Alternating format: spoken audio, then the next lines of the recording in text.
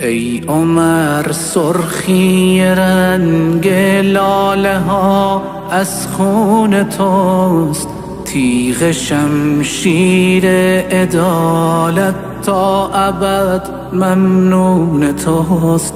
شام تاریک بشر را نور باران کردگی، عالمی زرد و خزان را نوبهاران کردگی.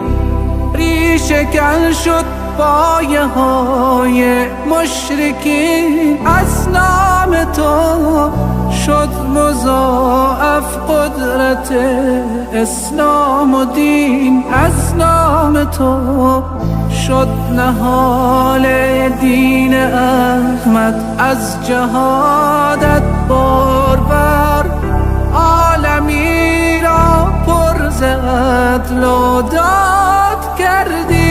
ای عمر کاش می بودی در این عصر پر از ظلم و جفا، می نمودی چهره ظلم و بغاوت را سیاه.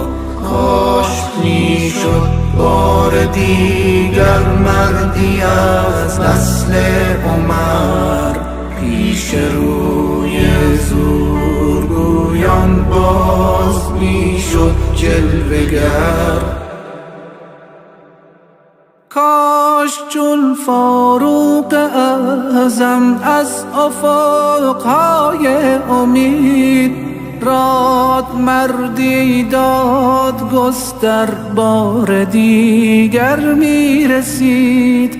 از عمر باید که راه زندگی آموختن، از چراغش شعله‌ای در بزم خود افروختن.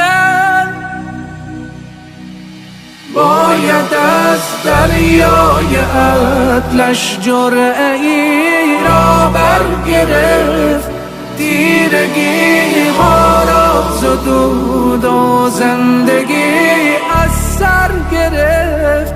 سیرت زیبای فاروقی سراسر عقل و جود، باید از دیوان او سرفصلی از وحدت گشود. باید از دریای عدلش جرعه‌ای را برگرفت، تیرگی ها را زدود و زندگی از سر گرفت. سیرت زیبای فاروقی سراسر عقل و جود، باید از دیوان او سرفصلی از وحدت گشود.